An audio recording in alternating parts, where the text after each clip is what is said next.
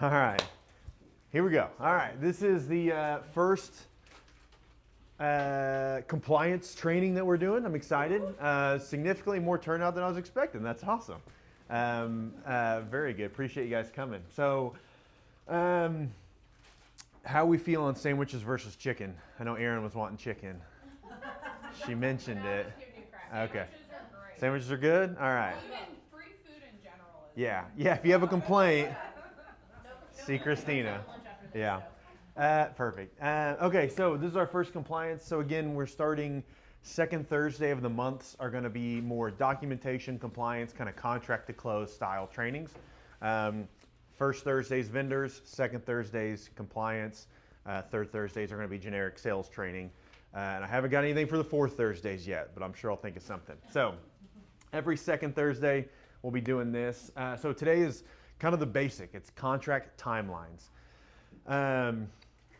It's something that I don't think about a lot, and no one does until something blows up. And then everyone has to go become an expert scholar on the legal documents that we all signed and don't really know what they say.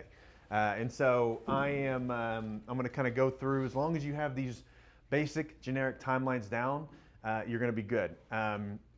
This is where you can actually really cost your clients money on accident, is by not keeping these. Oh, I thought that was mine. Okay.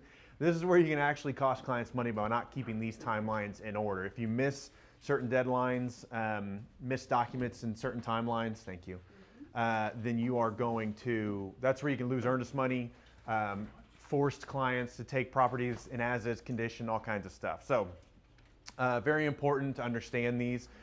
We had a graphic that I was in the middle of creating. I'm going to get that out when I send this recording and the slides out. I'll send a graphic that basically everything kind of starts from the very last signature on the contract is when all the timelines kind of begin.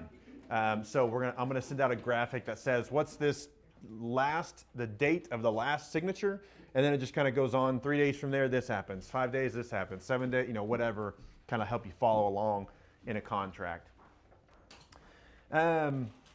First, so what we're going to be talking through. Christina, do you have any more? Do you have one pulled up? Yeah. If you have it pulled up, if you have a computer, yeah. I didn't write what sections they are, so I need to look so I can yell them out. So different things we're going to talk about timeline-wise. The primary ones are the timelines of the purchase contract, timelines and the finance addendums. This is something I'm dealing with right now with the finance addendum timelines. And then contingencies. Much less common, but still timelines in there that people need to understand. We just had another agent not fully grasp the timelines and the contingency, and might have put the seller in a tight spot by not being able to accept additional offers. Or we're in the process of negotiating that part. So timelines and purchase contract, finance addendums, and contingency. So we're going to jump straight in. So I'm going to rip this carpet out of here. So we're going to start at the end of the contract, the termination agreement, or the termination of offer. So the very last section, yeah, I want Christina in here too. Make sure everything I'm saying is correct. Oh man, that's a lot blurry there now. Can you kind of read all that? Yeah. Kind of? Okay. So all of them are going to be snippets from the contract, but I tried to add so you can kind of see. If you look at the numbers, you know where to look in the contract. But again, we're starting at the very end, number 21, because this is the first timeline that matters when you receive an offer or when you write an offer. It's the termination of the offer. So understanding what this actually is and what it actually means. So when you write the offer, traditionally, I always give 24 hours notice. So if I'm writing it at 8 p.m., maybe I'll even bleed over into over 24 hours because nothing's going to happen between when I send it to that realtor and 8 a.m. the next day. So I normally like to give them a 24-hour timeline for them to receive, review, and respond to my offer. I always think it's silly when someone writes me an offer at 5 p.m. with an end date at 8 p.m. or writes me something at 10 at night and they want an answer by 10 in the morning, something like that. So these timelines have no teeth in them unless your buyer is willing to walk away from the property, which they're not because they're writing an offer, right? So this is really a suggestion. So I know agents sometimes get kind of frazzled. It's like, I need to give them a response by 10. you do and you don't. Courtesy-wise that's what the contract says. And what happens is the offer becomes not valid, so we're gonna have to put new dates on it. But the negotiation is still active. It's still live. We're still gonna buy a house, right? So that's if someone is hounding you. If there's a situation where it's a hot property and it's multiple offers and they want the answer, they give you like 2 hours to respond to this offer and it happens. Tell them to chill. Tell them I can't. Sellers are working. I'm in a meeting. I'll get to you quickly, but it's not going to be in the next 2 hours, right? So this termination offer, some agents try to bully other agents by saying you have to respond by this time. You do, but there's literally no teeth in this timeline. Nothing happens if you miss this timeline. We just have to change it when we finally do go under contract. So that's the first thing. That's the first thing that matters when you write an offer or receive an offer. Next piece, earnest money. So we're going to switch. We're going to go back to section 2 of the contract. So there's a lot of kind of back and forth on this. So you see here, I kind of highlighted the sections that really detail and specify what needs to be done. So earnest money section 2, within 3 days of the contract being fully executed, so everything goes off the very last signature.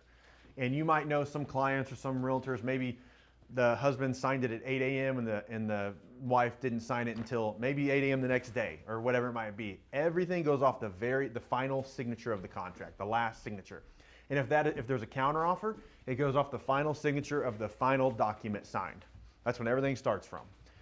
Because if there's ever a dispute, we're going to go back to find out when did the agreement actually go into place, and it's the final signature, and then we start timelines from there.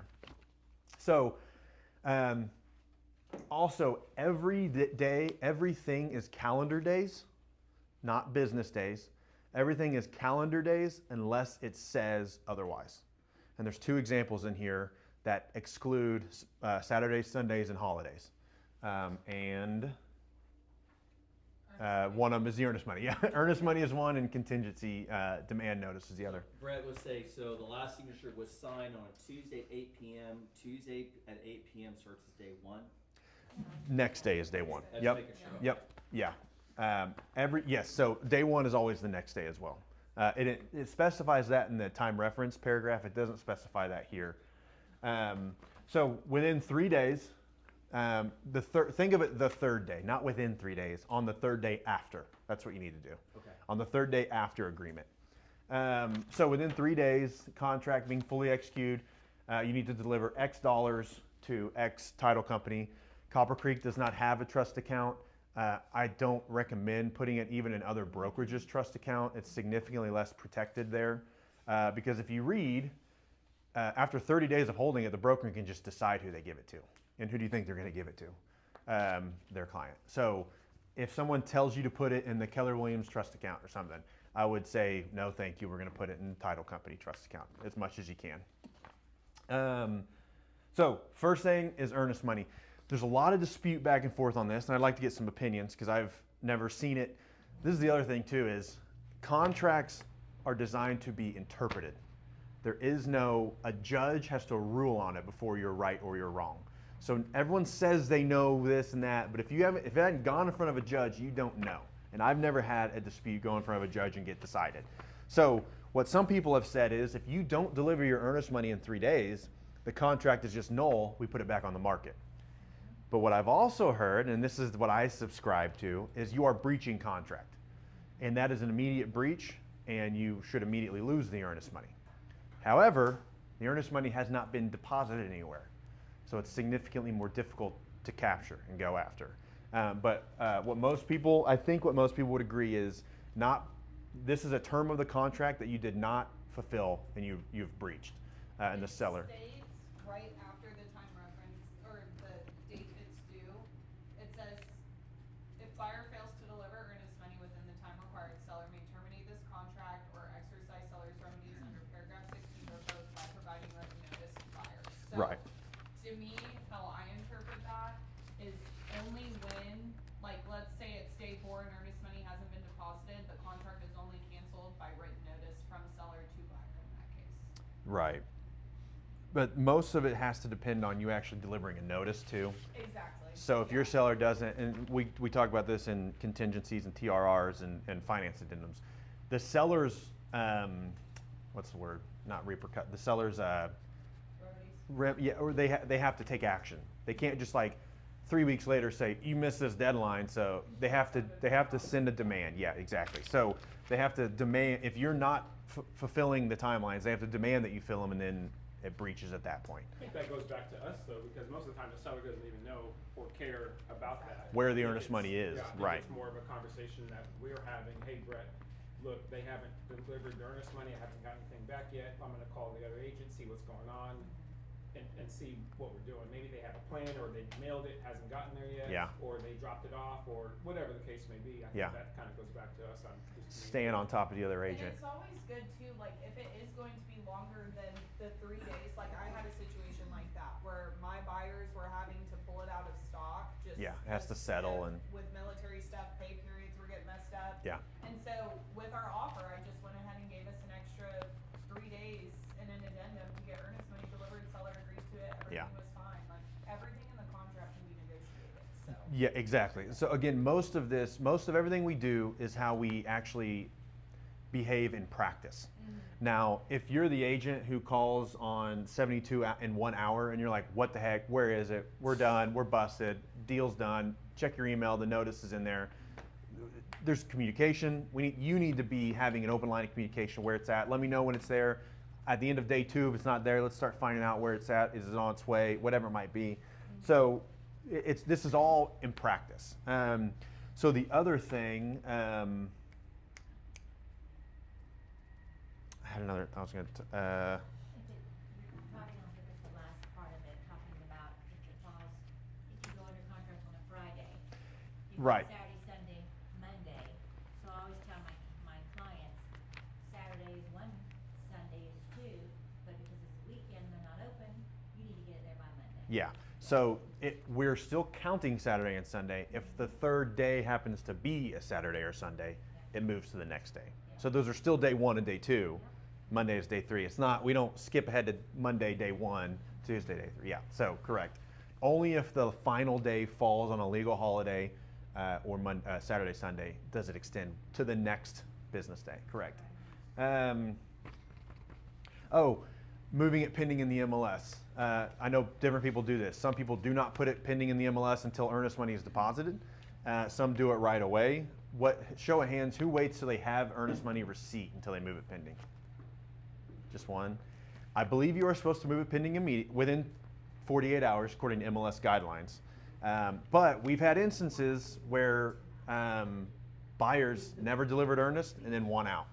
That's why I don't like that. It's like That's why. it's back. Yep, exactly. So it's And happened I to. express that on both sides. This is what I'm doing. Full communication is going to help a bunch. You might get an agent that's like, what the heck, no, you got to do it. But technically you have 48 hours to move it pending and not be out of compliance. But I don't know if you can technically wait the full 3 days. But it's not a bad practice, because if it goes pending for 48 hours and then back active, it's hard to explain. You lose 2 days, now it looks weird on the MLS, you have to explain what's going on, never delivered earnest, well then they want to know why. What'd they find out that I don't know, So it puts a huge stink on the property if you have to move it pending and back active. So waiting a day or so, maybe not a terrible idea. Waiting 3 days, I think contractually we have to move it pending. And then MLS guidelines, you have to do it within 48 hours. Brett, what's your philosophy on amount and communicating with the buyer on what is a appropriate amount? So my general rule of thumb is 1%. When I first started 12 years ago, it was $500. I don't care if you're buying $100,000 house or $1 million house, it's $500. And there's just, and still people do it. And I think it's the price point, Brett. yeah, that's if you do 1%. I have a $135,000 offer I wrote last night for this little girl, and all she can do is $500. Yes, But yes. If it's, if you know that you've already had a conversation with the lender, you already know their situation, you know that they can afford $1,000, they have it ready to go, then yeah, $1,000 or 1%. But typically I think it has to do with the price point. The reason I like a percentage is because it does scale with the price. The idea is you want it to hurt for them to lose. Yeah. That's the idea. And you don't want to put someone in a bad financial position, but they shouldn't just be like, it's $500, whatever, I'll screw this contract, right? There should be some pain in losing the earnest money. Yeah, yeah, And you're I'm buying a not $500,000 house, $5,000, right? Million, just I think 1%'s a rule of thumb that most agents will allow. But I've received a $400,000, $500,000 offer with $500 earnest, and we just like no, there has to be more than that. Yeah. What I was saying, hey, it's one of my jobs, I'm gonna make you look good on paper. These sellers don't know you. As the buyer's agent, 1% yeah. Makes you look good on paper, you're serious, and so I surely Yeah. stress, let's do the 1%. And as a buyer's agent, there's 99 ways to get out of this thing as a buyer. So unless you mess up a timeline or something, or say something you shouldn't have said to the agent, you're going to get that money back. So it's a deposit. That's another thing we should talk about. Getting out of contracts is you got to be careful. You can't just say anything. We tell our clients we can get out for any reason. That's not 100% true. We can, but you can't say that to the agent. They will hold your feet to the fire if you just say they don't like it or they don't want it or they bought something else. That's not a reason to get out of a contract. So that's if you're getting out of a contract and it's for something other than an obvious repair or appraisal or something, get with me, get with someone, and say what's a strategic way to get out of this contract? Because if you don't do it the proper way, you could lose earnest or more, or worse. So earnest money. 3 days on the third day after the final signature on the contract. If that third day is a holiday or a weekend, moves to the next day. Again, you don't do it in time, it is a breach. Now, if you do it on the fourth day because of some reason or whatever, and no one notices, whatever, but the seller, the listing agent, does have to send notice of you to get that breach. Otherwise, we just move forward, and we're assuming we're continuing to move forward. And then each thing I kind of put what contract it's on. So that's what that is, if you're wondering what that is. Time period specified in contract. So this is the time reference date is what we call this throughout the rest of the contract. It's called TRD, time reference date, TRD. So this is the date that everything is triggered off of going forward. I kind of use this as like a small waiting period for us to schedule all of our stuff and get everything going. I always leave it blank. How I was taught. I don't know why. There's no right or wrong. No, you don't like that. I hate blanks on contracts. No, no, no. It says what happens, so I might as well. I could put a date, but I leave it blank. So, one of the guys that I listen to is an attorney, used to be for the representative for OREC. Uh-huh. He now has his own Jeff stuff. Long. Oh, Jeff, yeah, OAR, yeah. He said, never ever leave it open. 'Kay. Anybody could come back and put a date, and that particular one is Um, a hard date. Interesting. Because otherwise, you're gonna have discussions back and forth, when does it actually start? And technically, it starts, if you leave it blank, it's that 3 third day days after, yeah. And that right there causes a lot of people issues. He They don't says know when to it start should be a counting. Yeah. Hard date. Yeah. Give yourself 3 days, then put that date there if you want to. Mhm. But it needs to be a hard date. Yes. And then, yeah. It's And no it- different than when my mom did real estate years ago. She put to be determined. Yeah, people put, yeah. She put that. On contingencies, we put to be determined, And I'd yeah. say, when I was a teenager, I'd go, Mom, when is this supposed to start? I don't know. It's to Yeah. be determined. Yep, That yeah. makes no sense. Yeah. You have to put a hard date so that you know when your timeline starts. It also tells the buyer when that timeline starts, when you're gonna have your inspection. It creates more clarity. Yes. And it reduces probability, risk for someone to create fraud in the future. So, yes, yes, that'll be, I'm just an agent. Good mom. no, you're right. It's funny because I'm very familiar with the contract. I am significantly more lenient in everything that I do personally. And so again, I'm telling you what I do, but I know everyone practices differently. And again, most of what we do is in practice. But yes, neither one is wrong. I mean, it gives you an out, but to create more clarity and less liability, putting a date is not a bad idea. Yes, you can do that. Best practice. Best practice. We'll call it Copper Creek's best practice. So putting a date, but essentially, you could count to the third day and put that date here. If that's probably what would be a clearer process there. So the time reference date is going to be, if left blank, will be the third day after the last signature. So again, if it's signed on Tuesday, Wednesday is day 1, day 2, day 3, and then your actual inspection period starts 24 hours after that. Because there's a lot of 24 hours after the end of a timeline in here, and we'll talk about those. But time specified in contract is the TRD, the time reference date, and that's when everything kind of kicks off. That's when your financing timelines kick off. It's when your investigations timelines kick off.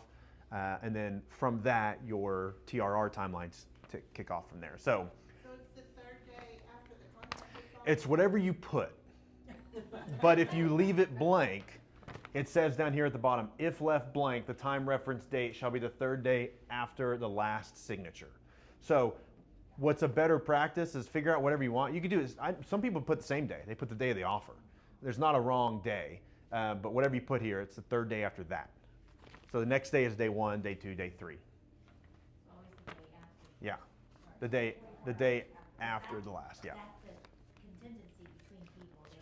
Well, that's why, like, so if you put a 10-day inspection period and you leave this blank, it's actually like a 14-day inspection period. Yeah. So technically, your periods don't end until the end. So, but again, as best practice, put a date. Just go. I like to leave it blank because there's negotiations. Sometimes it takes 2 or 3 days to negotiate, and you have to go change a date.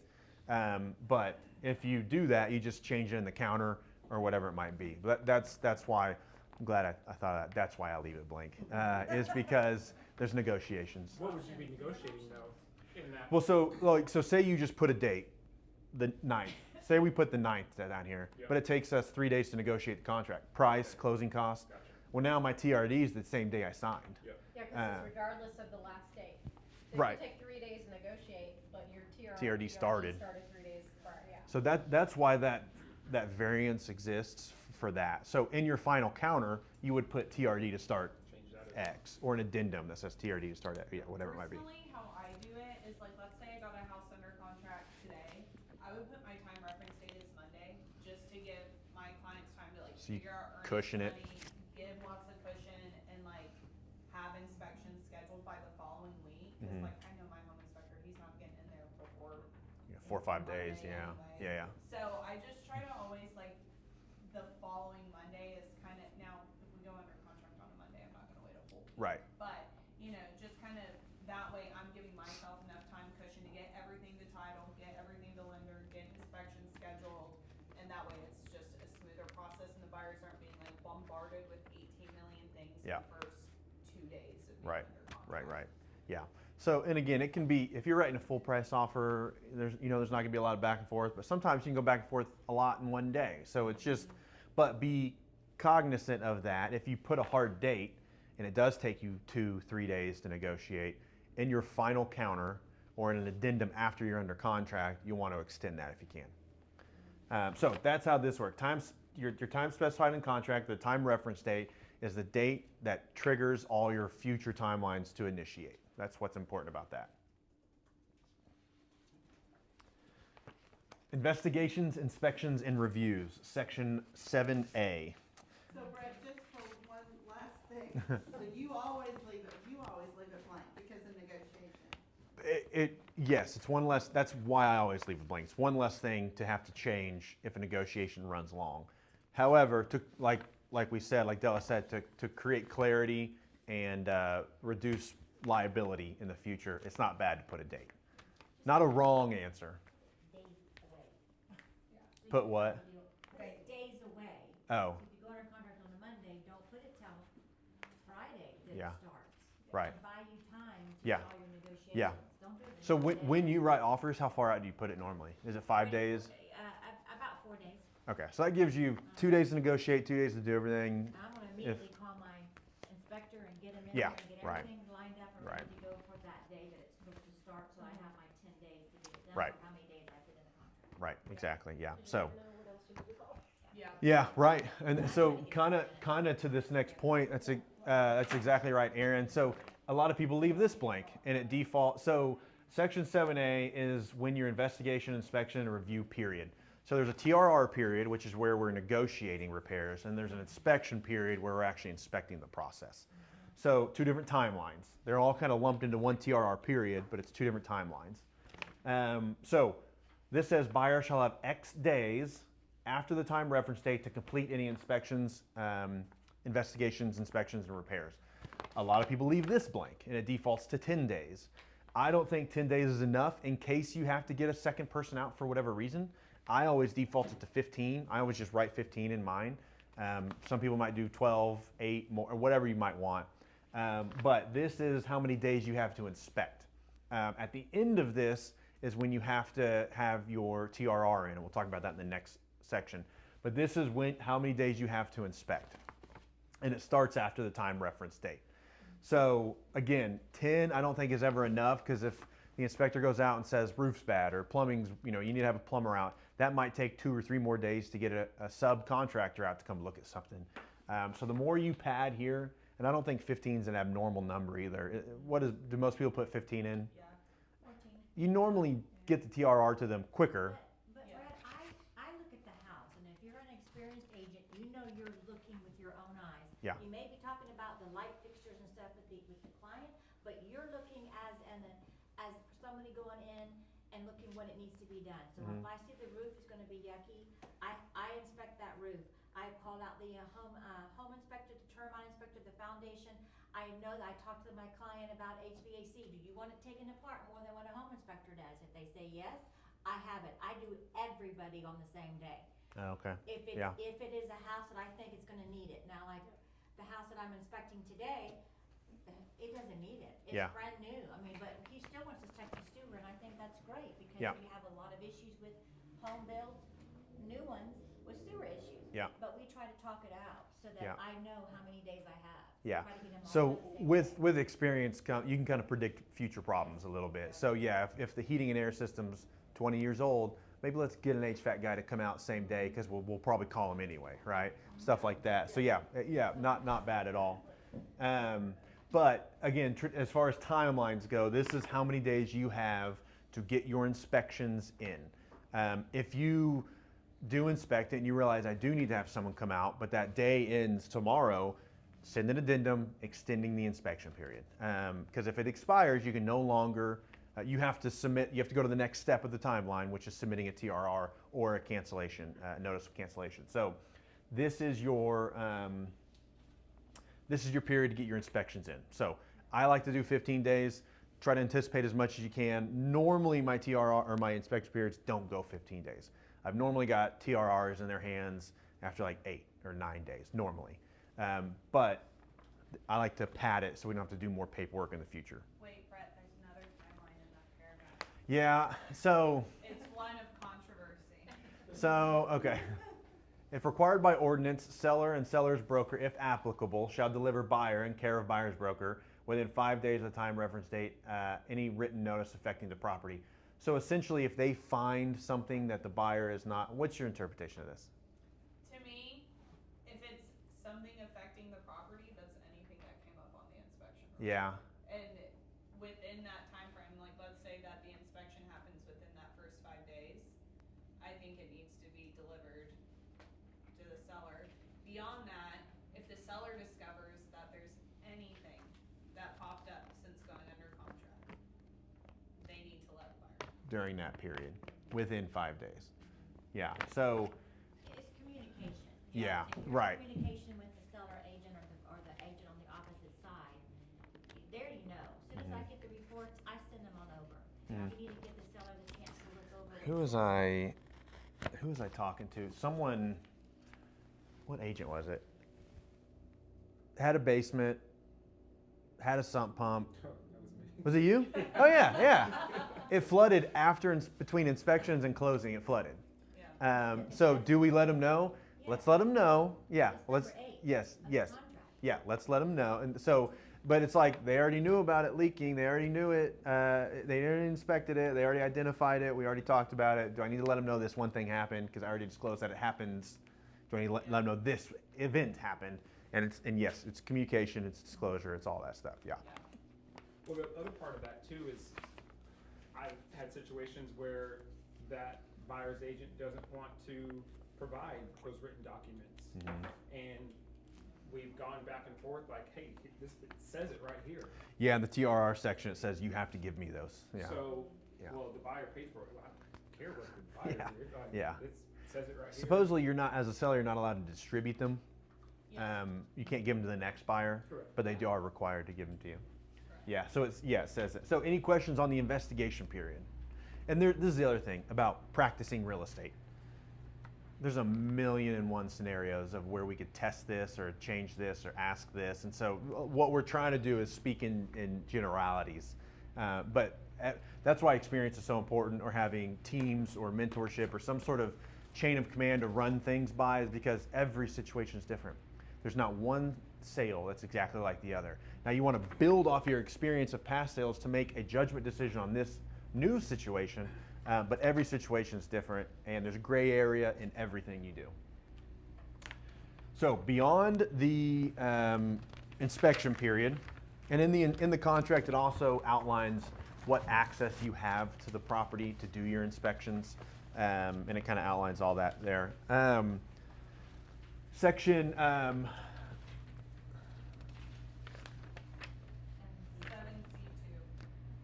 what? Yeah, 7. Okay, I couldn't figure out why I said 2 there. 7C2. Section 7C2, treatments, repairs, replacements. So this, again, so you have an inspection, you have an investigation period that is 10, if left blank, 10 days, 15 days, whatever you put. Once that expires, you have 24 hours to initiate your TRR period. And this is, within 24 hours, you need to deliver a TRR, a treatments, repairs, or replacements form. And then once that is delivered, you have 7 days to negotiate, unless you change it. If left blank, it's 7 days. Most people leave that blank. This timeline, Della doesn't leave anything blank. Okay. Okay. Vast majority of sellers and vast majority of agents will leave them blank. Della's a significantly more thorough. She's a more thorough real estate agent than I am.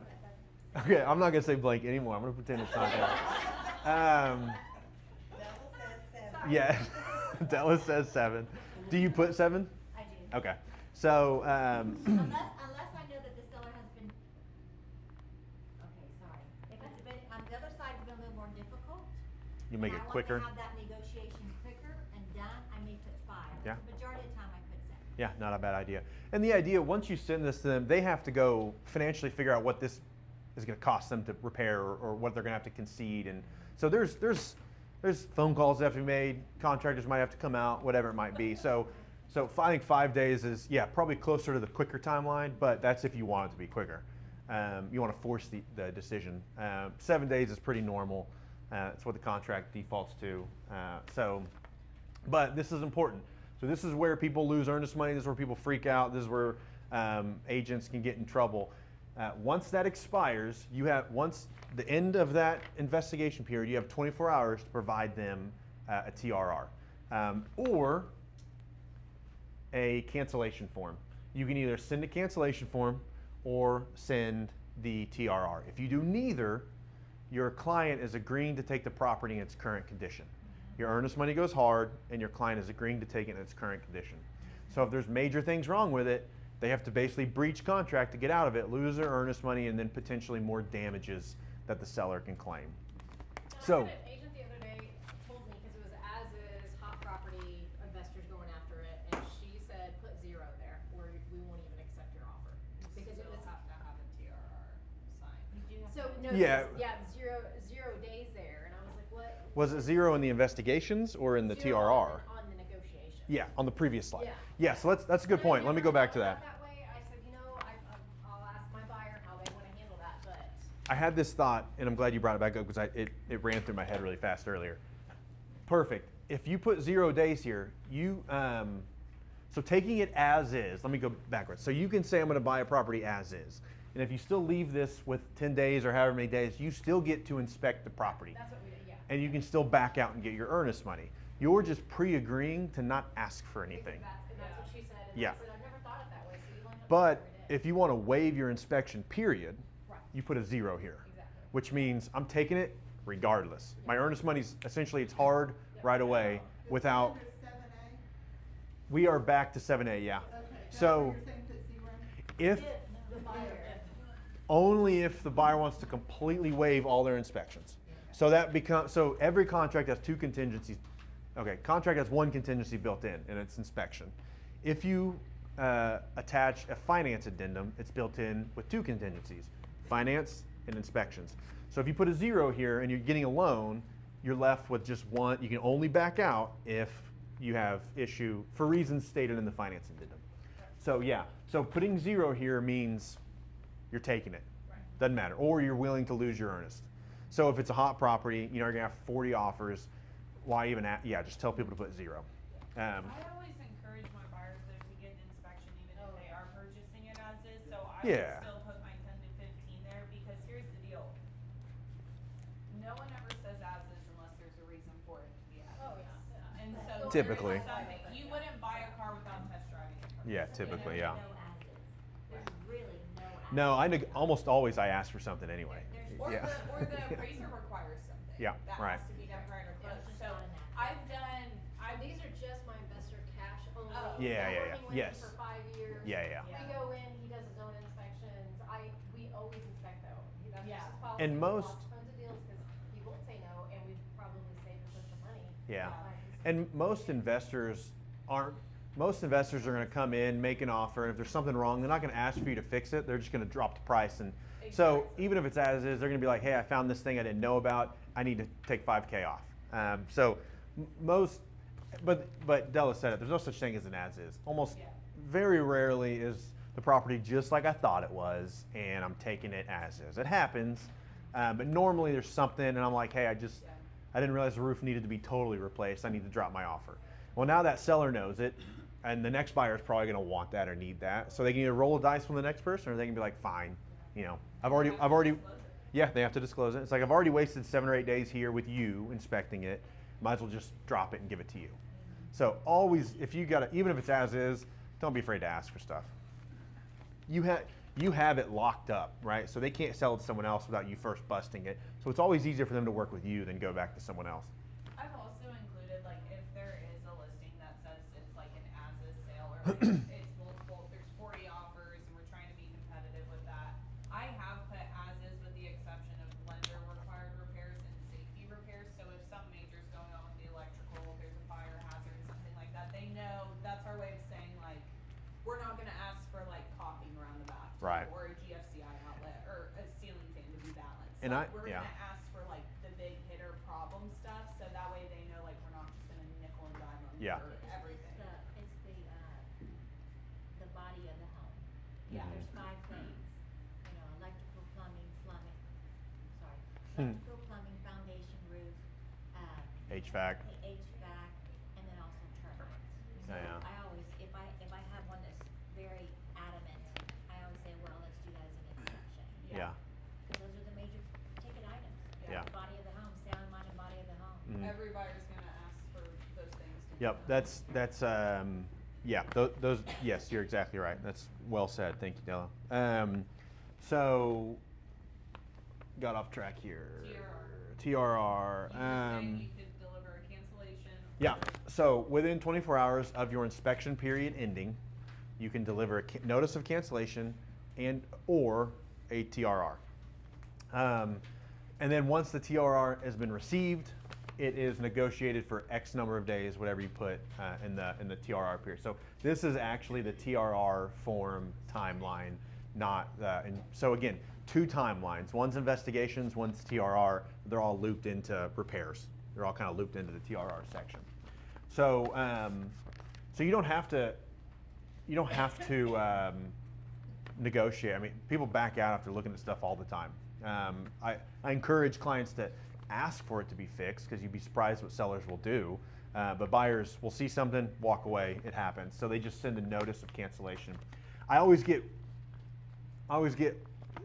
curious, like why, like, did you find something else? Did you decide you can't, like, there's normally a real reason. It's not the old heating and air unit. Like, what's the real reason you're backing out here? So if your buyer wants to do that, if your buyer says we just want out, I dig a little bit. There's something probably else. They're either not comfortable financially with it, they're found something else they like, something's changed in their personal life, something. Normally you don't just back out. They like the home enough to write an offer. Dig a little bit. Don't just say, okay.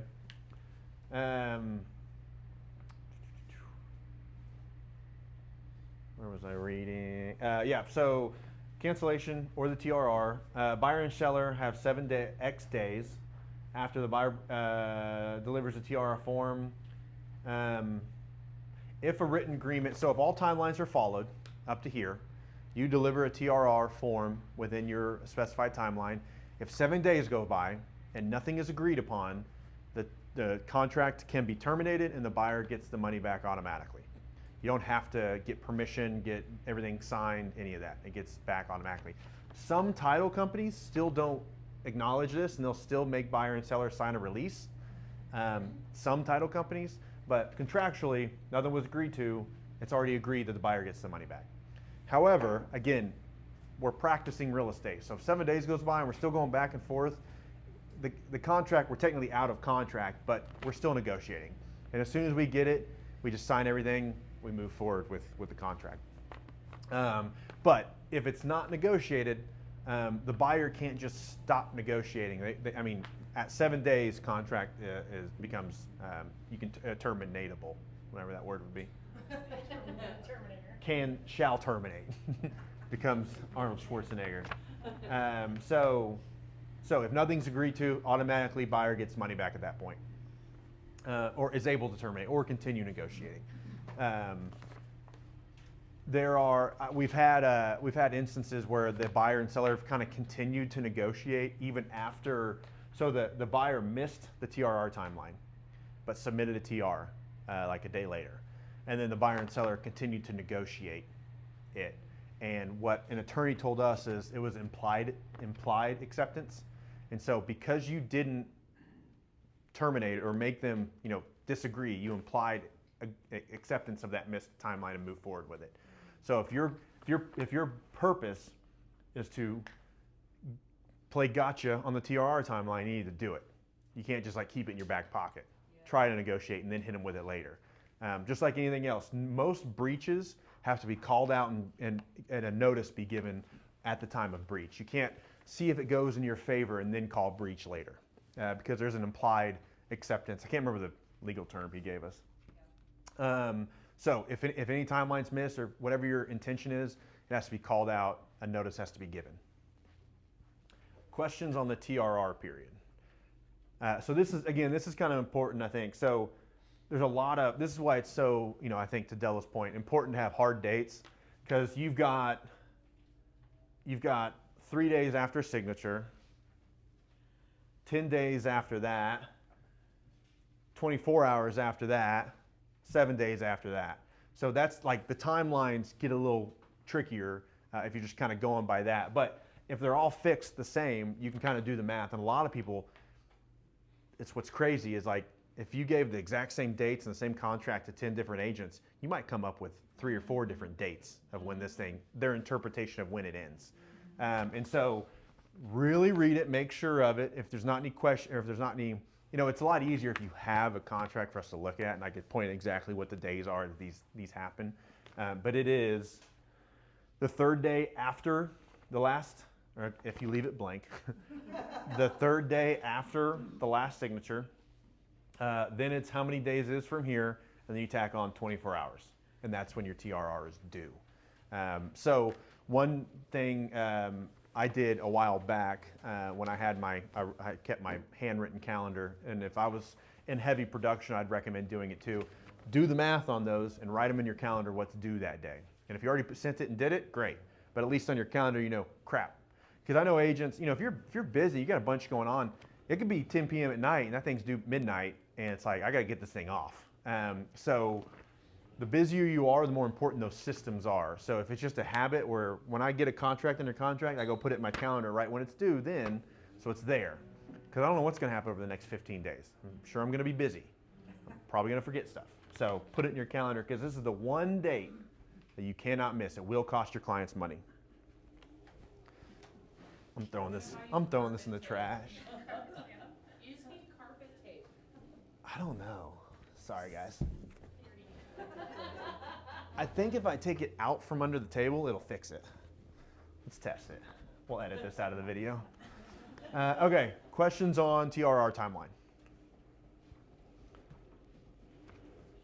Expiration of buyer's right to cancel. So did I have?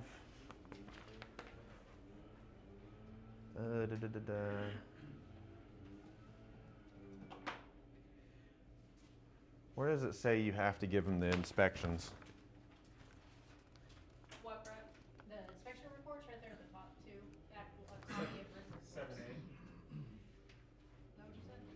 Where does it say you have to give them copies of the inspections? The top paragraph, if applicable, a copy of all written reports. Okay. Obtained by the way. It's not highlighted. Oh, written of all written reports. Okay, yeah, perfect. So regardless of if you do a cancellation, because I've seen people say, I'm canceling, I don't have to give it to you. Because for a lot of people, I was under the impression for a little while is, I only have to give you the inspections if I give you a TRR. But it is, you have, along with it, you have to give copies of the inspections. So I know there's a lot of fighting back and forth with agents that don't want to do that. Contractually, they have to do it. Maybe I'm just petty, but I always give them the inspection report, even if we're canceling, because I wanna see if they update disclosures and call them out if they don't. Yeah, yeah. Well, I don't report them, I talk to them about it. Happens a lot. And that's where Happens it's, all the time. it's tricky too, you know, there's a lot of gray area there. What has to be disclosed, you know, because there can be a lot wrong with a house that isn't disclosable. It's not a disclosable It's item. mainly on houses where there's Roof or big foundation, issues yeah. that they were not willing to do, and Yeah. stuff like fireplaces and working, Right. HVAC's busted. Yeah. So things that's, that it specifically asks yeah. the You, disclosure. you might have agents say they don't want it, and it's typically because of that, to kind of plead ignorance, so they don't have to know about it. Brett, I'm sorry, I've gotta go to a meeting at You're 1. good. Thank you for coming. I can go back to blanks now. Buyer's agent is like- Bye. Yeah. So yeah. What's up, Rob? So it says if applicable, does that Well, I mean, take you out of the requirement to give it to them? that to me that would say if there are any. Correct. So so this is where people say you don't have to hire a professional inspector Correct. to get an inspection. Correct. An inspection can me be walking around saying, "Oh crap, I didn't see this when I was walking through it the first time," or "I moved this thing and there's an issue here now." So it can be your own inspection or investigation. It can be you doing more research on the school district and determining you don't like the school district. Your investigations is beyond a professional home inspector walking through the house. So if applicable would be, you know, it could have been my contractor walking around it saying it's going to take $100,000 instead of 50 that I thought. Okay, well I don't have anything in writing, but does that make sense? That's my interpretation of if applicable. Yeah, I think it's if applicable, if there's any written reports. If there are any, I yeah. think it's more towards the written reports aspect of Yes. that verbiage than just. Yeah. Well, I think that'd be, if it had to be, you say all these words, they should have there, not You need to email the. I'm just You need wondering. to email the contracts. I'm not an attorney. Yeah. Tell. Well, that's what all these. It's all interpretation. And people, there are contracts committees made up of agents and attorneys that pore over every. Like if you look at from like year to year when contracts change, they'll add a comma or remove a comma. They'll add an and or a slash. It's like it changes in their mind the entire interpretation of the sentence. So yeah. I email the contracts committee all the time at OREC because I see issues. Yeah. I mean. Even if it's like spacing. Yeah, I that's what still- they do. I mean, yeah, they update it all the time. So I'm like, why is that one signature box smaller than the rest of them? That bothers Yeah. me. so I wanted to touch on that because I think Lincoln mentioned it. You have to give copies, and again, as a buyer's agent, you want to normally because it helps you.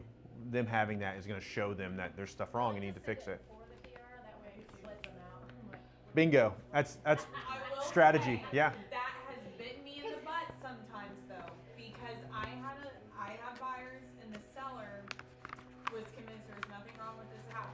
And when he got the inspection report, we were getting quotes on some of the repairs and he was going around doing only some of the repairs. So when we sent the TRR, he said, well, I've already done these, so I'm not gonna do these. And I was kinda like, That's your fault. that's your fault. Like, That's- I'm not that gonna- realtor you should have- can't say no.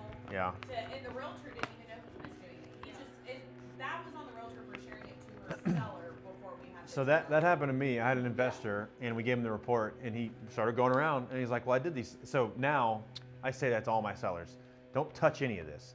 One, I say read it and then forget about it and go sleep, and then wake up the next day and read it again. I typically won't even give it to my sellers yeah. Until you have a I TRR. do that, but as a buyer's agent. Buyer's Yeah, agent, I try to have I try to preface everything with a verbal conversation first. Verbal, Then yes. Then I send an email. Yeah. Never.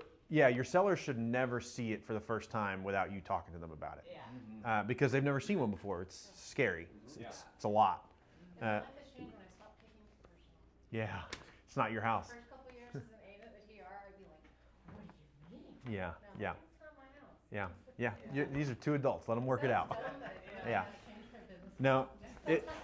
yes, Don't take it that's personal. that's very very true. So, okay, so a couple of interesting things here on the expiration of buyer's right to cancel. So section D, 70. Yep, 7D. The double-sided papers really throwing me off. I keep losing where I'm at.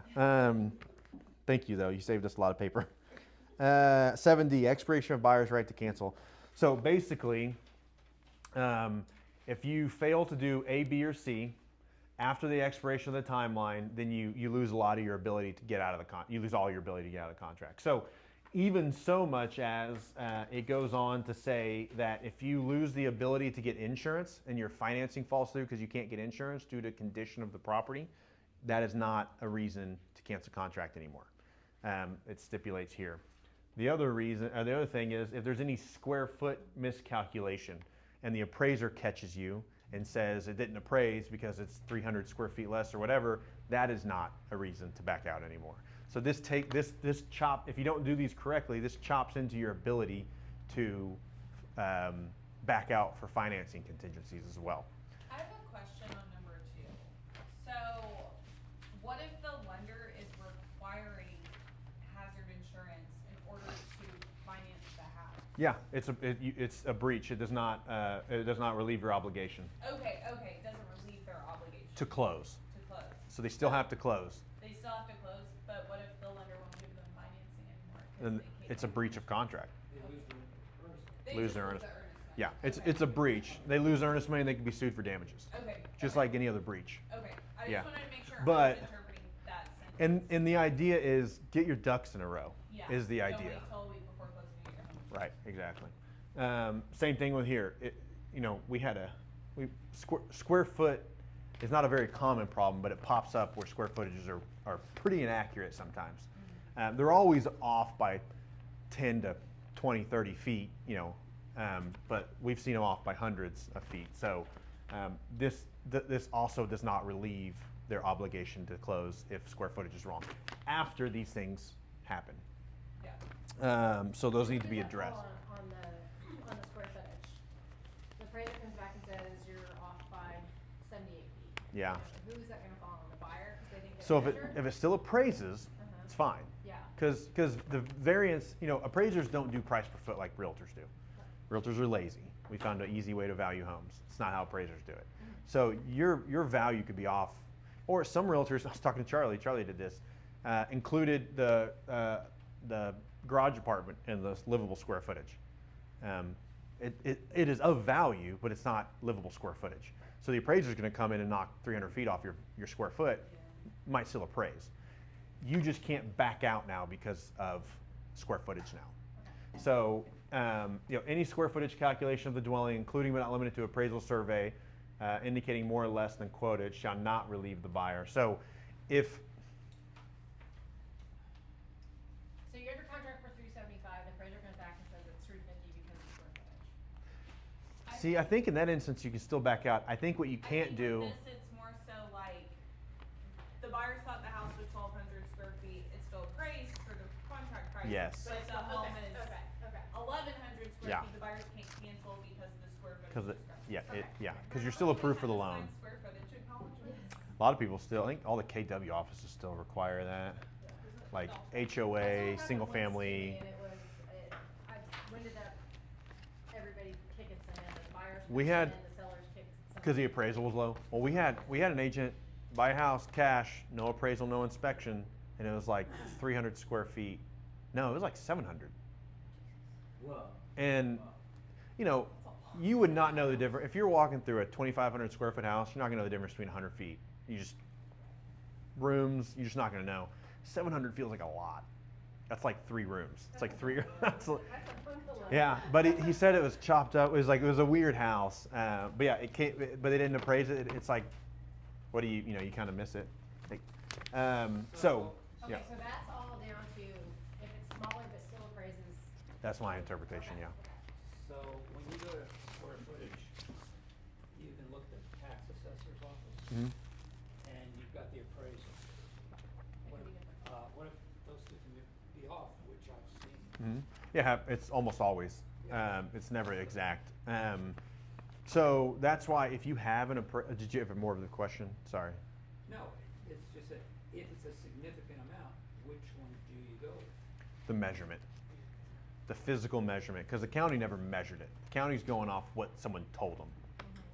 So it could have been builder plans, could have been what they originally thought it was when it was built. I mean, it could have been a bunch of different stuff. If they thought there was an addition but there's not, or if there is one and the county doesn't know about it, you go off what the actual person who measured it says. But again, if you have 10 people measure it, you'll get 10 different measurements.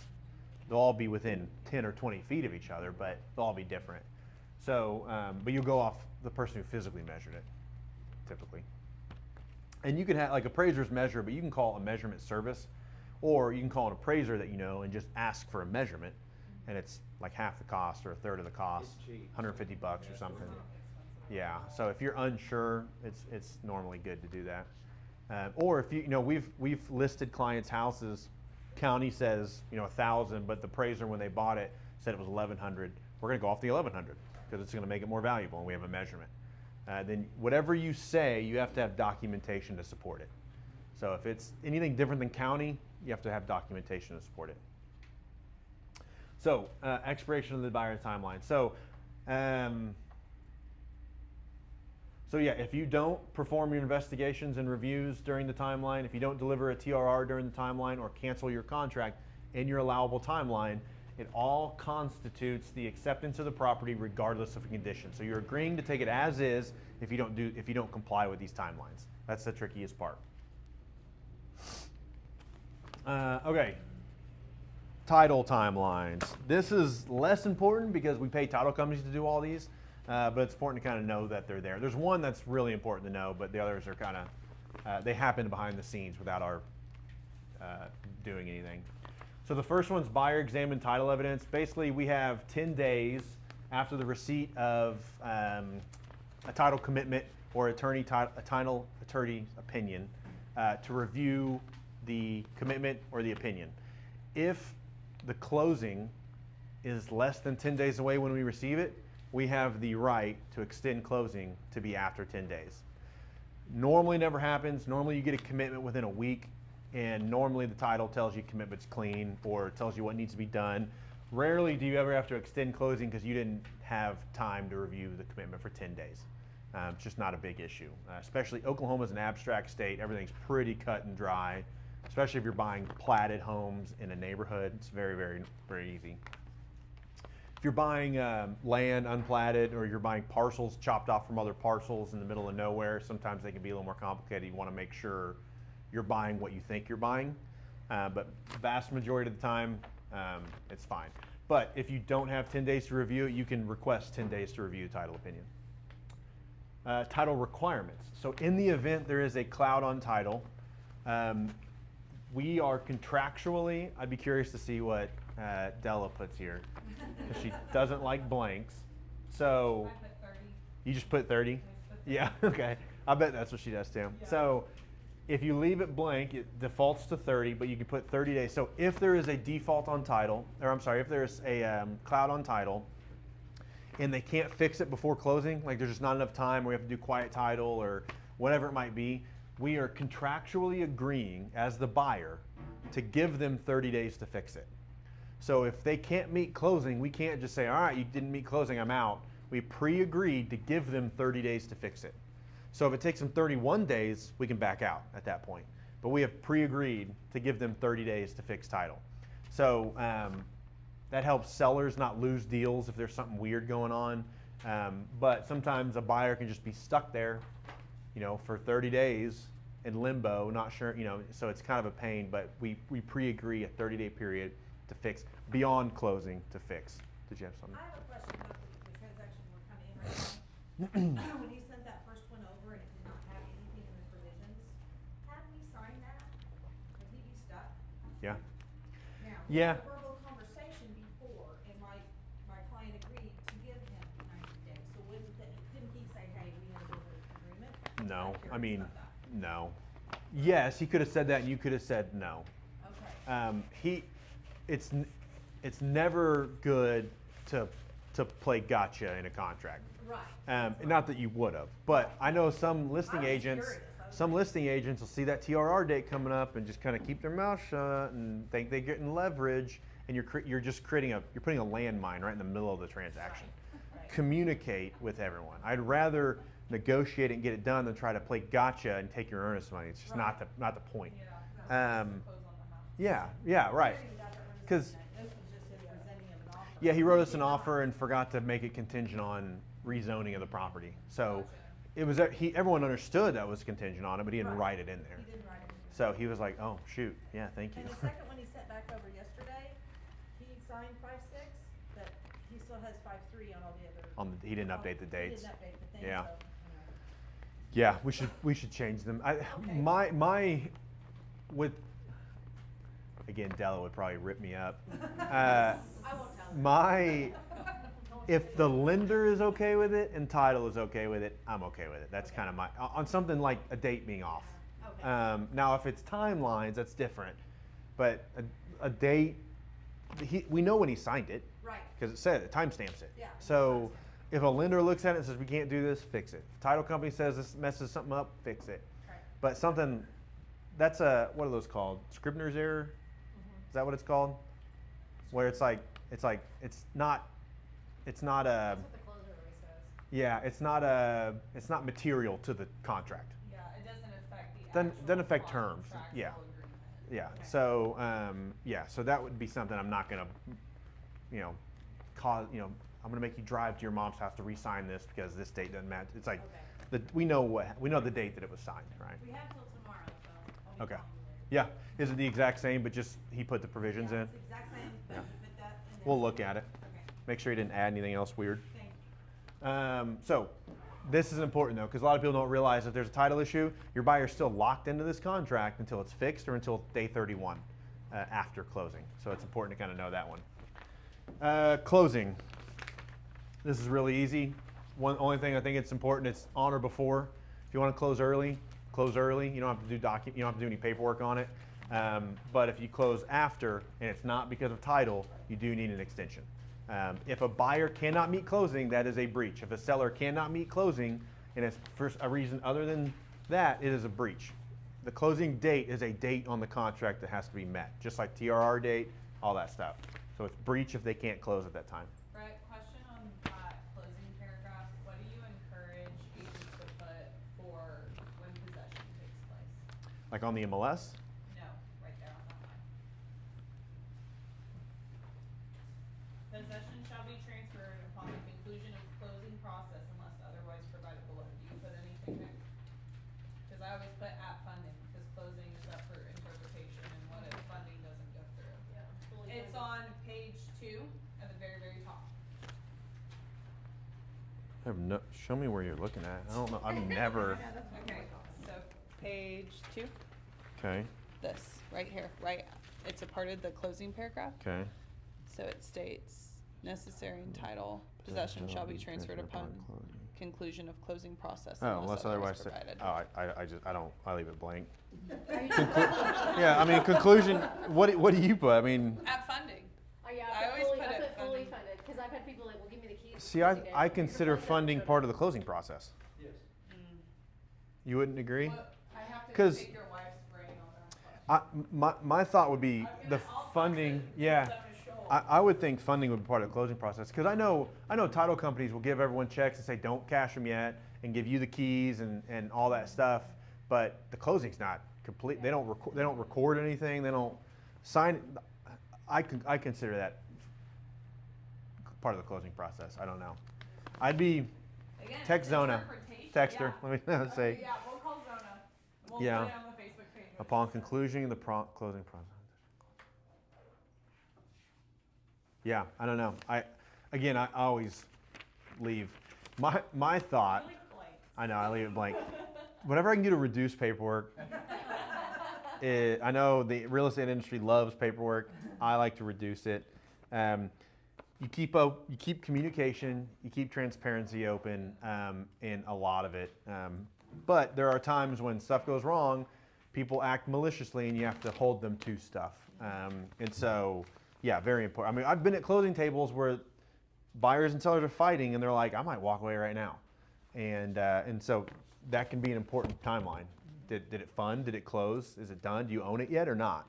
And it wasn't filed, and funding wasn't distributed, so I don't think it's, I wouldn't, it kind of depends on what the closing process is. So I leave blank, personally. Thank you, Peggy. Oh, you're good. Don't worry about it. Applewood She was Smoke saying on Barbecue. this page right here, she Yep. leaves She would funding put after funding. after funding. okay. Yeah, or at funding, after funding, yeah. Again, not bad to put. You're not going to hurt yourself. It's just one more layer of protection. But I think my opinion is that is duplicating, I think, or a little redundant. But maybe I'm wrong. I don't know what closing process is defined as, and no one does. It's an interpretation. Email the contracts committee. You need to define closing process. Yeah, what does that mean? Yeah. Okay, finance addendums. I didn't print these out. I was supposed to ask Christina to do that while I was talking. I forgot to ask you, sorry. There's not a lot on this. There's really one thing, and they're all the same. The paragraph's the exact same. I didn't put the section 2. I think it's section 2 or section 3. I can't remember. Within 5 days from the time reference date, the buyer shall, and this is what's important, this is something that's in every single contract, but no one ever does it. And one of our agents got called out on it yesterday, actually. So within 5 days, the buyer has to make application and pay all fees required to obtain their loan. So what happened is our agent didn't want, and apparently this is his standard practice, and it's not wrong, it's just we got called out on it. Or I guess it is wrong. He doesn't like to order the appraisal until after we've done the inspection and negotiated a TRR. So it's like 10, 12 days later before they order inspection. And my thought was, how have you never missed a closing? And he closes a lot of deals, but he's the listing agent on most stuff. He doesn't do a lot of buyers as much. But that's been a standard practice. I'm going to wait until I get an inspection back before I tell my buyer to order an appraisal. That is technically breach of this statement. This says within 5 days, you need to complete your application and pay all fees required to obtain that application. Part of that is an appraisal fee, including property appraisal, credit report fees, because lenders charge those to the consumer. So you have to do that within 5 days. Then within 10 days, or whatever day you put here, you have to provide the seller a conditional approval letter from your bank. Never happened. I've sold hundreds of properties. Never received one of those. A lot of lenders won't. They won't. give them to Yeah. you Yeah, as they an won't give agent. those out. So They will not give it to you. yeah. So what happens if you don't do one of these two is the seller can give notice, or I'm sorry, that's the wrong line. The seller can give written notice to terminate the contract, and then you have 4 days to comply with these. I will say a lot of like pre-qualification and pre-approval letters, depending on who the letter is, they basically are conditional loan approvals. It states everything the buyer has to do in order to obtain Yeah. the loan. But if it just says, Sovereign Bank, buyer's been pre-approved for a conventional X dollars, loan yeah. at X amount of dollars, Yeah. that doesn't qualify. Because there's even some lenders, because at my previous brokerage, they all of a sudden required that, even on like listings. The conditional approval? When I would call the buyer's loan officer, I'd be like, hey, can you send me the conditional loan approval? And they're like, the What's what? that? Yeah, they had no idea what it was. And Like, you so got the wrong number. I'd be like, just send me something that states all of this stuff on it. They'd be like, oh, that's the pre-qual letter, here. And Yeah. just send it over. Right. EXP would ask for that conditional Yeah. approval. Yep, that's where. That's what she was talking about. That's what I'm talking about. And then they finally got rid of it, and I'm like, thank God. Well, it's not done in practice, but it's one of those things where we had another buyer, same thing, and it was a fixer-upper, and he knew it was going to take work, and so he didn't order the appraiser, and the listing agent knew he didn't, reached out, said you need to do this, or we're going to cancel contract, so made him do it. So it's one of those things where know that it's in here, but 99.999% of the time, it's never going to be asked for, enforced. But as a buyer's agent, you should encourage your buyer to not miss closing timelines to do these things immediately. Because sometimes appraiser, depending on the property, depending on time of year, appraisers might be backed up. If it's a weird property, sometimes appraisers just don't pick up weird properties. So depending on what it is, you want to do these things. But this is a timeline no one knows about. You're supposed to provide, within 5 days, complete your application or your appraisal, pay your credit check fee, all that, and within 10 days, you got to give them a conditional loan approval.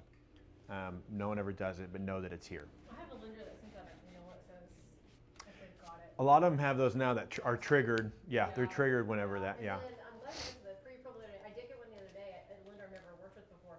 It did say at the bottom, it said they are conditionally approved. Yeah. Minus these items, and I'm like, oh. Yeah, what if is you that? actually read like Yeah. through a lot of the lenders' letters, it states conditional What we loan want. approval Yeah. on that. That's so good. you could be providing that and not even know it. Yeah, right.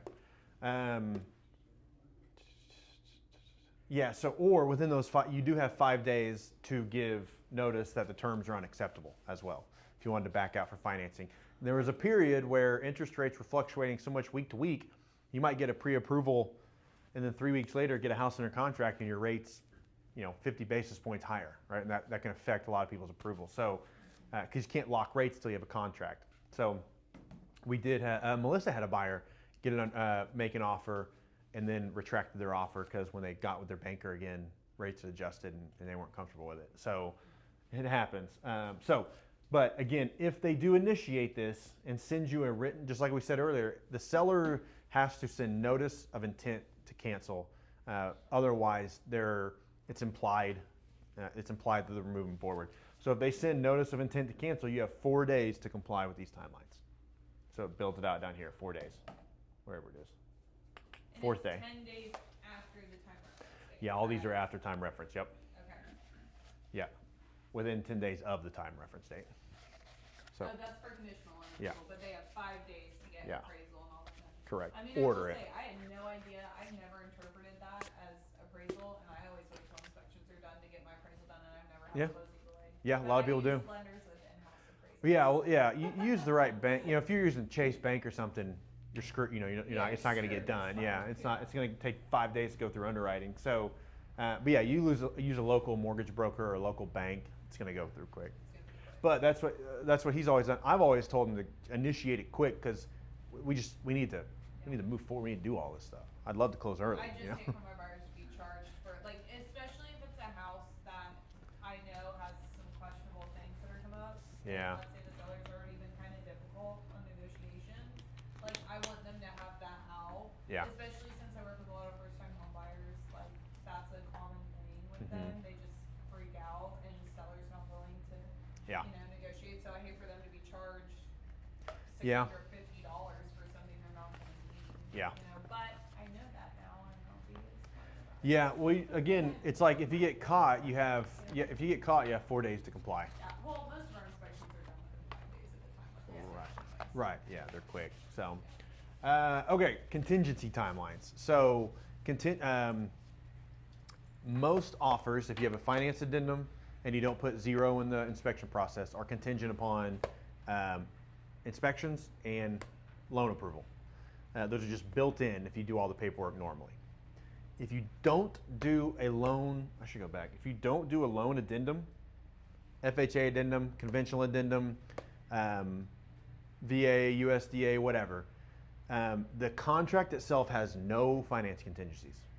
It's an addendum.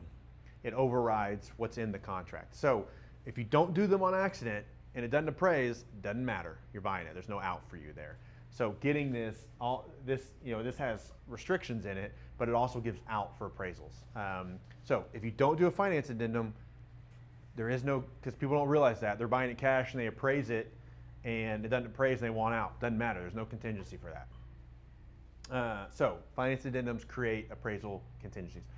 Beyond inspections and finance, there is another contingency, and it is if you have to buy or if you have to sell your current house.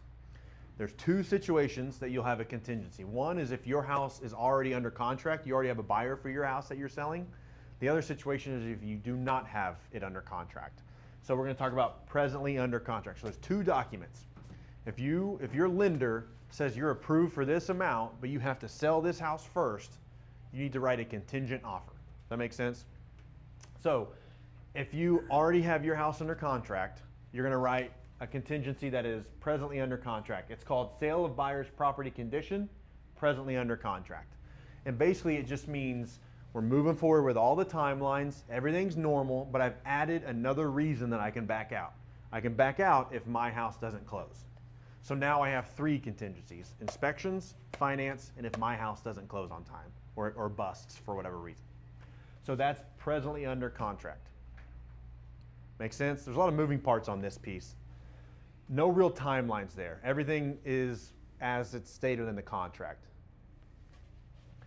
There's another contingency document called sale of buyer's property condition dash not under contract. So this is if you have not sold your house yet or even listed your house. Sometimes buyers will go buy a house, put a house under contract that they haven't even listed yet. There's a couple timelines in here. It's not advised. Buying and selling at the same time is a juggling act. It's very difficult. There's no right answer. You have to look at the comps, figure out how long you think it'll take to sell, how much it is, look at what they're wanting to buy, will it go under contract. There's just a lot of moving parts to provide guidance. So the time reference date in the contingency, so in our contract, where we put the time, so this is the contract. This isn't the this isn't the contingency, this is the contract. I usually leave it blank as we talked about, but if it's a contingency, I put 3 days after contingency removed. Otherwise, it will start 3 days later, even though I haven't sold my house yet. Or you can do what Della probably does is puts like a date 30 days out or something, and then adjusts it as needed. Again, it's more paperwork. I'm a less paperwork I guy. bet Della does it this way. You think she does? Knowing her. Okay. I bet she does it that way, because it's just, you have no way to know when You your don't know? listing's Could be a gonna go week, under contract. could be 60 days. Yeah, you have no idea. I'll text her and Thank you. let you know. So you want to make sure you do this properly. Otherwise, your inspection process is going to start, and now you're held to this timeline. You're spending money, and you haven't even sold your house yet, right? So make sure this is 3 days after contingency removed. So now this is the contract. Now we're back on this document. We're back on the contingency document. There's a status of property section. You have to determine what the status of your property is. So remember, our house is not under contract yet. So status A is the buyer's property is listed with a real estate agent. So if it's already on the market, we check this box. That's great. That means we're already on the market trying to sell it. If it's not on the market, you check B, and it says buyers shall list their property with a real estate brokerage firm within 2 days of the acceptance of this contract. So if I'm a seller and you're writing me a contingent offer, I want to know within 2 days your house is on the market, trying to actively sell it quickly. So if your house is not under contract, you have 2 days to list it from the time your offer is accepted. And that kind of gives you time to take photos and put it on the market. So you should kind of already be prepared a little bit for that. If you're out making offers, you should be pretty close to being able to put it on the market. The other thing with not under contract contingency, this document, your timelines do not start. The presently under contract contingency stipulates all timelines move forward. This does not. And so that by putting 3 days after contingency, none of your timelines will start with this, because you don't want to inspect, appraise, spend money, spend time on a house that you might not even get to buy. This also has a kick-out clause. I'm going to talk about it on the next section. Right here. There's 2 pieces to this. On the actual addendum, the contingency addendum, the old one used to put the duration of the kick-out clause. So you used to put, you'll have 48 hours after notice, or 72 hours, or whatever it was. Now it just says no less than. So it has a minimum timeline here. So essentially what that means, if you make a contingent offer on a house, you have a house to sell and it's not under contract yet, the seller of the house you're buying can still market the house on the MLS and do showings, accept offers, negotiate, do everything. It's basically as if you're not even there, but then they have to give you a demand to remove your contingency, and then they have what's called a kick-out clause, which is a timeline that you have to remove your contingency. You can remove a contingency in 2 ways. By providing financing that shows you can buy both houses, some sort of gap financing, bridge loan, maybe you have the money and you just didn't want to do it until you're forced to, or you sold your house. So this happened once. I felt like Superman. We got a notice of removal, and within 48 hours, I drummed up an offer and got our house under contract. So my clients thought they were going to lose it. We got an offer in that period. So that's one way to remove your contingency. But what that means is that seller got another buyer come through, wrote an acceptable offer that's not contingent, and then they said, hey, Brett, you've got 48 hours to remove your contingency, and we were able to do it. So the kick-out clause basically means you have first right of refusal. If I receive another contract, you have a right to remove your contingency. If you can't, I'm going to sell it to this other buyer. Does that make sense? All kind of makes sense. So two things. The new contingency document does not give you a timeline. It gives you a minimum, no less than date. So it says no less than 24 hours. So if they wanted, when they sent you the demand letter, they can say the buyer has until 24 hours. So if it's 5 o'clock on the 8th, they can say you have until the 9th at 5 o'clock, and I only have to give you a minimum of 24 hours. So when I write contingency addendums on my contracts, I like to put 72 hours. Give myself as much time as possible so you can kind of troubleshoot that. I can start calling every showing that's ever come through our house. We can start looking for financing. We can start looking for down payment assistance or whatever it is for us to maybe potentially remove this. And most sellers and agents don't know what this is. You literally just add a text box right here and change it to 72. Most people won't even notice that you did it, but they're not gonna read it and they're gonna sign it. So, yeah. Do you need the initial and give us initial for that change? No, because it hadn't been signed yet. You only need to initial a change if it's been signed, and then you're going back and do it. It's their job to read the document. I don't have to initial everything I put. So only if it's been signed by one party do you have to go back and initial everything.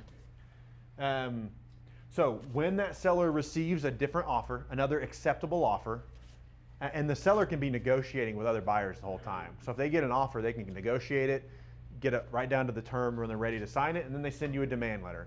And they'll say, hey, Brett, we got another offer. You have until this time and this date to remove your contingency. And if I can't, the contract busts and they go with the other contract. But I like to build in more than 24 hours when I write the contingency. Because nowhere in here does it say kick-out clause. Nowhere in here does it say you have X hours. It all comes with the demand. So you want to build minimums for yourself.